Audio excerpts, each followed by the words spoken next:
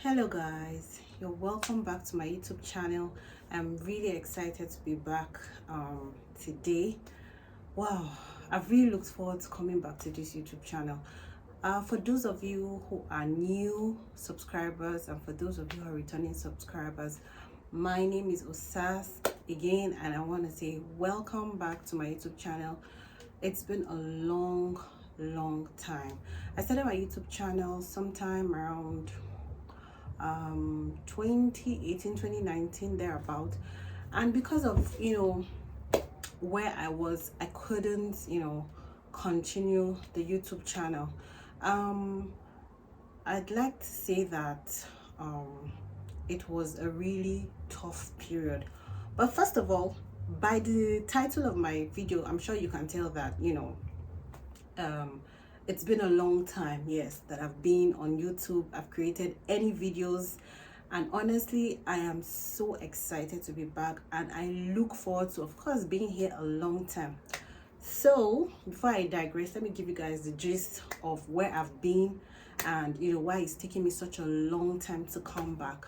So I started my YouTube channel sometime in 2018, 2019, like I said before. But it was really good. Before then, I had videos running on Facebook.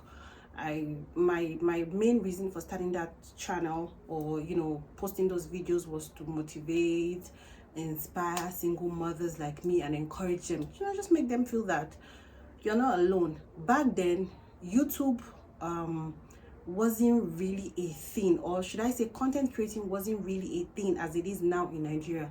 The content creation space in Nigeria was really, I don't have to say, use the word spacious. Not a lot of people knew about content creating. So I really wanted to do something here. And I just prayed. I was like, God, I need an idea. I need something that would encourage people, because like I said, I was going through a tough time, and I knew that there were other people too who were going through the same thing as me. So I just wanted to do something. And this was how the making of videos that would encourage people came about. God just dropped the idea in me. I was like, okay, this is a good thing, and I started it. Now, I knew there was YouTube. I watched videos on YouTube, but I didn't know that I could get paid and stuff. So one of my aunts saw my videos on YouTube, Facebook, and she's like, you know what, Osas, I think you should start posting those videos you're posting on Facebook here to YouTube, and then you get paid. And I'm like, but I don't know how to go about. She's like, don't worry, just take your time, explore, and then you find out how to go about things. So I said, okay, no problem. And then I started posting videos, and it was good, but I couldn't stay consistent because of the lot of things. Like, there's so many things I was going through. I was in a foreign land. I was working with mean people. They were really mean, and I couldn't continue. This was something that I loved doing. I was enjoying what I was doing, but I couldn't continue, so I had to stop along the line. After that, thankfully, I got back to Nigeria before the pandemic started. And then the whole COVID thing, everybody had to stay indoors. I didn't have anything doing. I was like, okay, should I go back? Should I not go back? But I just had a lot going on with me, especially with finances and a whole lot of things. So I just put it on hold. And then after the COVID shutdown and stuff, I started to look for something to do. I honestly didn't want to work for anybody, because I had gone through a lot of traumatizing experiences, while I was away. So I really didn't want to work for anybody. I was just like, I'll do something for myself. And I had myself planned out. But before I came back, some things, had happened along the line. And I had, a book where I jotted down things, because I'm that kind of person who would like to write. I wrote down stuff like, okay, this is what I'm going to come and do when I get back. But that book never came back to me. It came back with me to Nigeria. So it was more or less, I'm on my own sort of thing, because I had no blueprint, nothing, to help me. So yeah, I just continued surfing the internet, trying to do this, do that. And then I remember one time, one of my bosses, because I used to work in the bank before I traveled out, was like, Osas, you know what? I think you should come and work in the bank, and I'm like, no, I don't think I want to do this. Anyway, by the time I, finally agreed in my spirit, okay, I want to do this, nobody was listening to me anymore, and I felt so bad. After that, I ran into depression. It was really, really bad. I had no money. I couldn't reach anybody because along the line my phone started to go bad. And before my phone started to go bad, actually, I had nothing doing. For those of you who don't know, I'm a single mom and I'm a single parent. I also double as a breadwinner, so you understand, things were really, really bad for me. I had no money, and it was as if the atmosphere was just shut against me. The atmosphere of favor was just shut against me. I didn't know where to go to. It was really crazy. And I was just praying, like, God, please, you need to come through for me. And gradually, I started to stay away from people. I started to withdraw. I'd like to say, to a large extent, family members weren't even helping much because it was like, yo, this girl has nothing to offer. And, she's just here and stuff like that. And I really felt bad because for some of these persons, there were days when I sacrificed. I had to put my daughter's need aside for certain people to get what they wanted. I was there for everybody. And this was the time where I needed people to be there for me. And they weren't. They weren't ready to even understand what I was going through, let alone even help me through the journey. So, as a matter of fact, I was just by myself, right? I think it's safe to say I was just by myself. It was really bad. I'll cry every night before I go to bed. And, I was hoarding things. I am someone who grew up not sharing my pain or whatever it is that I'm going through with anyone. So it was really difficult, for me at that point in time. I was, things were really going bad mentally. I was just not myself. And then after some time, there were days I would just wake up and I just want to keep walking. I knew that I was gradually getting to that stage where I didn't give a damn about what was happening with my daughter or anything around me or in my life. I just wanted to end it all. Like, literally. I just wanted to kill myself. That's the truth.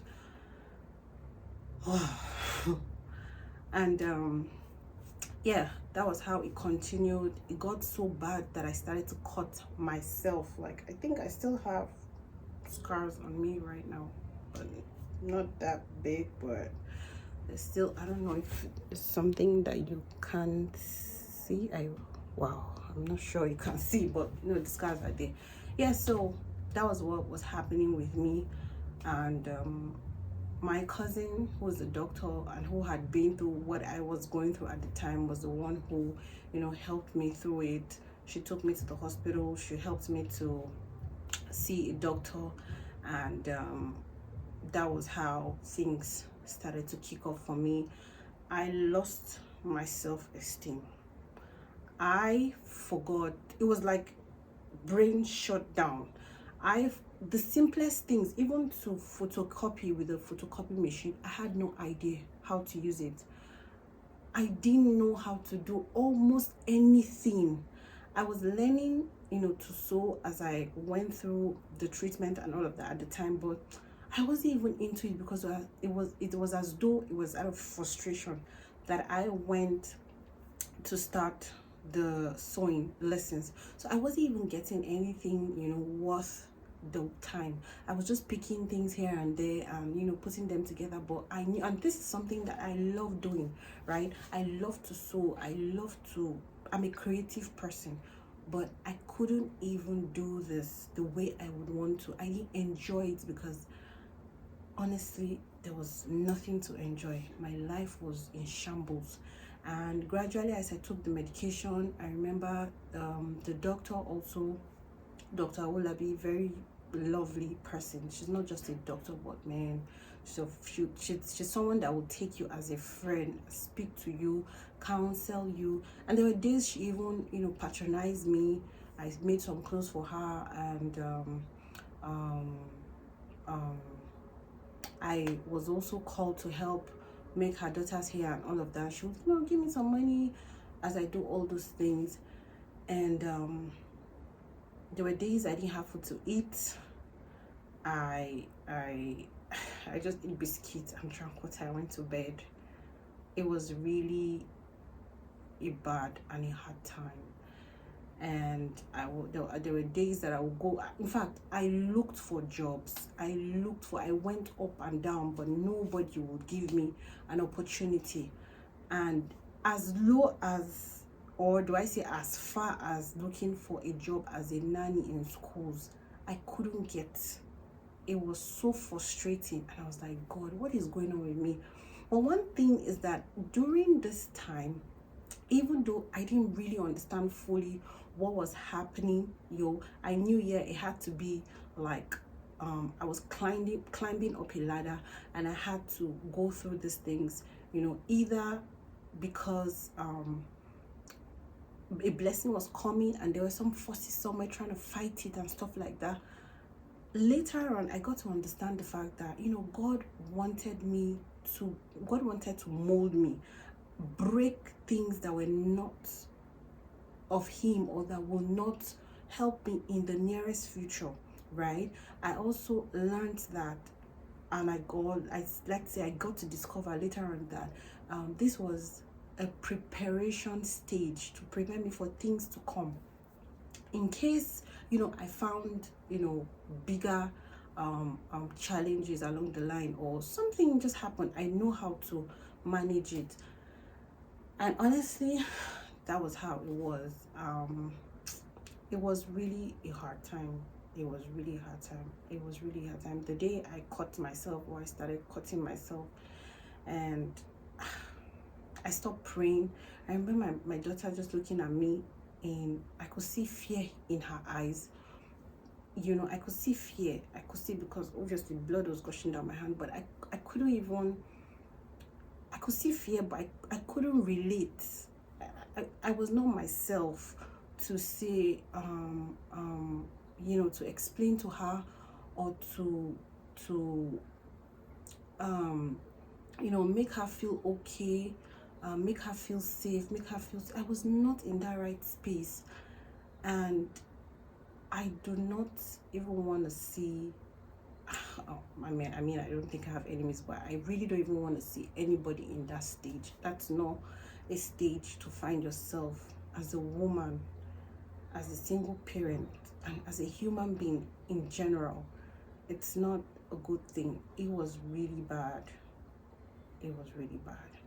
And you know, all of this just kept happening, and no friends to reach out to. And yeah, I remember one time after a certain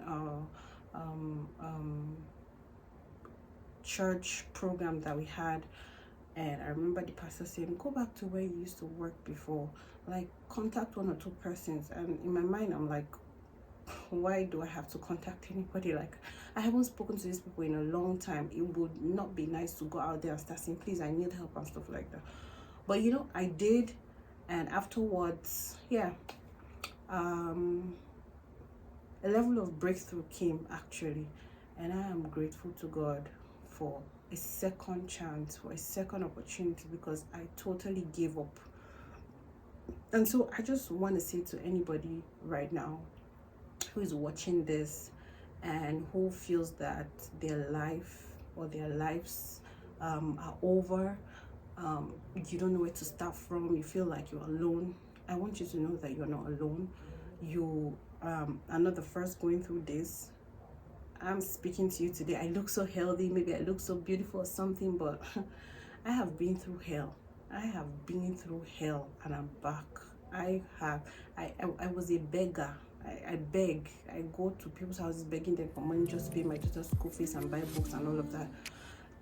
I wasn't even thinking of feeding. I remember when I have to go buy bread or something for her at the corner store, I'd be praying that, you know, God will position someone there to favor me. So honestly, if you're watching this and you have given up, or you're thinking of giving up, please don't give up. I want to encourage you, please keep praying. I know there are days you don't feel like praying. Just say a word to remind God of his word, remind him of his promises. There are scriptures that speak about what God desires of us. His thoughts for us is of good and not of evil. He actually wants us to do well in life. He wants us to prosper. But you know what? The devil just wants to come and distract us and make us feel like God has forgotten us, but that's not the truth. I want you to know that God loves you. You are stronger than you think, and whatever it is that you are going through, you are going to get out of it, because if I did, you will. Honestly, you will. I really didn't want the video to be lengthy, so I had to summarize, you know, all the things that happened to me, just so we don't spend the whole day, you know, watching this particular video. But from the little that I've shared with you, I hope, you know, this would encourage you and keep you strong in the Lord, strong in the word. Also, keep speaking the word. The word is life.